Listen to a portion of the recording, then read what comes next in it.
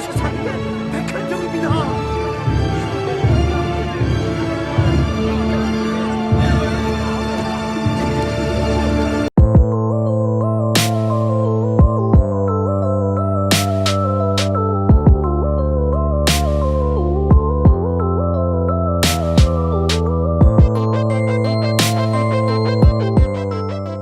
Thirst is a 2009 Korean vampire film that's written and directed by Chan-wook. This film had a lot of enthusiasm, and it's a film that's been recommended to me for quite some time now.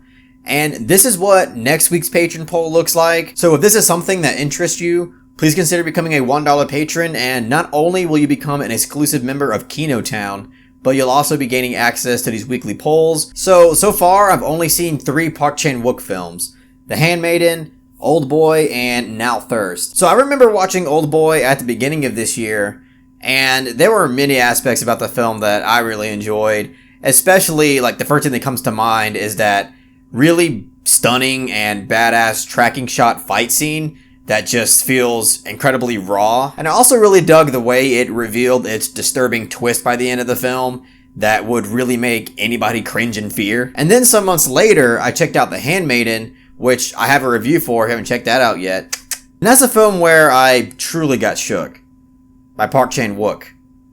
I guess I got wooked. The Handmaiden truly blew my mind on all aspects of filmmaking, but especially its subversive use of storytelling that is full of unexpected twists and turns, that's also thematically enriching. And then I saw Thirst, which is Wook's take on the vampire genre, and it was awesome. But I will say, I think out of all the Wook films that I've seen so far, it's probably my least favorite, but that's only because I'm comparing it to Oldboy and The Handmaiden, which are just absolute straight Kino. So just because it's my least favorite Park Chan-wook film I've seen so far, does not mean that it isn't great, because in my opinion, it is a pretty great film, and there is a lot about this film that I truly appreciated, admired, and enjoyed. First off, I loved the characters in this film, because even the side characters really stood out because they all had these personalities, and they came off incredibly memorable. Because not only did these side characters make the story more interesting and more dynamic,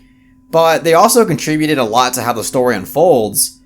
But what I will say about these 2 main characters in this film is I think that they are brilliantly portrayed and brilliantly written. Their dynamic and what it builds up to in the third act is contradicting and contrasting, that it really made for an incredibly dark and entertaining final 40 minutes of the film. And again, obviously the acting from these 2 main characters are just off the charts great. Kang-ho Song, who is an actor that I'm really used to seeing in Bong Joon-ho films, just did an excellent job at portraying this really strict man of God type character who has these really strict values. And Ok Bin Kim plays the lead female role in this, and she was also fantastic at portraying the character that has a more troubled life and is just trying to power through just her incredibly unfortunate circumstances. But what I really loved about the writing in terms of the establishment of these characters is that their life circumstances, their upbringing, and their values really amplify and have an extension to what their characters ultimately become in the film. And I just thought that that was a really nice touch to it. And it made it to where the establishment of these characters really built up to something and paid off in a way that you could tell there was a lot of thought put in it, and I really appreciated that. And obviously, the aesthetic value of this film is top-notch as well. Park Chan-wook seems to always use the camera in certain ways that emphasize on atmosphere, or on certain themes, or even certain character situations. There's a lot of apparent stylistic uses of zoom-ins and slow pans that, again, either help build suspense, or is there to really emphasize the gravity of a certain scene or character situation. And also beyond that, some of the stunt work in this film I thought was absolutely explosive, because there's this one scene in particular involving a character getting hit by a car, and I thought it was just perfectly executed. It's honestly probably the best someone getting hit by a car type scene that I've ever seen, and I still don't really even know how they pulled it off. I mean, I'm guessing it's just with a great use of special effects and just really daring stunt work, but just the way it was shot and executed was just on a whole other level, and I thought was incredibly effective and really cool to watch. But I mean, I will say, like, there are moments in this film where the special effects and the stunt work does feel like an early 2000s film. I mean, for me, it really wasn't enough to really take me out of the film or anything, but it is slightly noticeable when you're watching it. But again, like, it's the early 2000s. The special effects in the early 2000s are infamously known for being just absolutely awful and dog shit. But what's really cool about this film as well is that it delivers a lot on what most people would expect and want out of a mature adult vampire film. Like, there is so much blood that's just splattered throughout this film, mostly a lot of blood vomit, and also the sex, my god, the sex. There's actually 3 different sex scenes in this film that all have their own contexts and auras to them.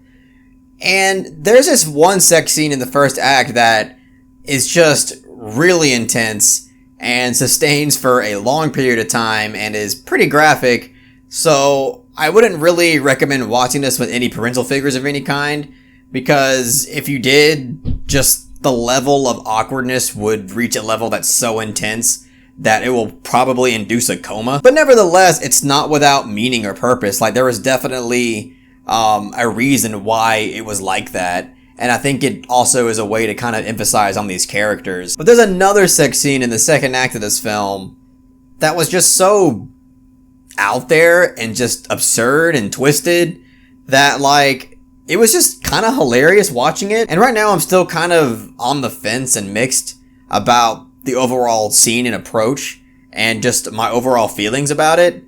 But nevertheless, it was definitely weird and out there, and it's certainly a unique scene. But my whole point being, there is a lot of mature vampire content in this film that I think, you know, people that really enjoy the vampire genre will really come out satisfied with. But there was a few things about this film, honestly, just in the first and second act.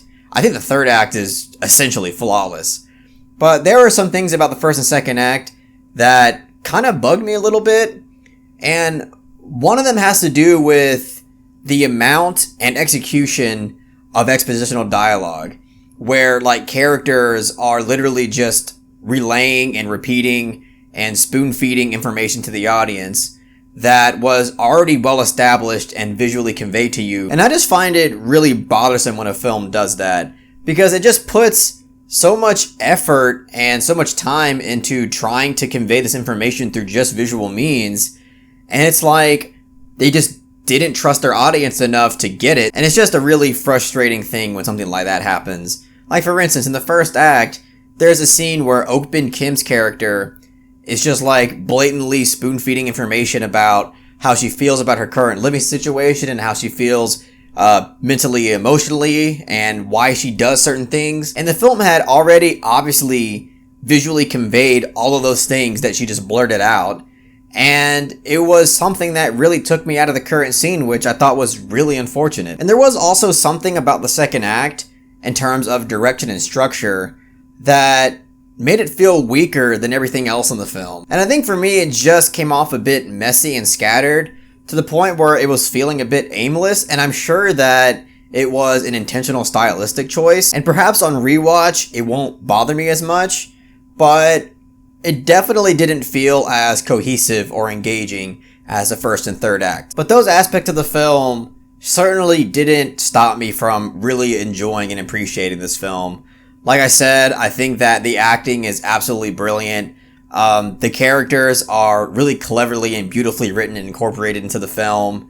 The aesthetic and special effects and stunt work is pretty damn impressive overall. And for a vampire film, I think that it delivers in a lot of different ways that I think genre fans will definitely come out being satisfied and enjoying. So I'm going to give Park Chan-wook's Thirst an 8 out of 10.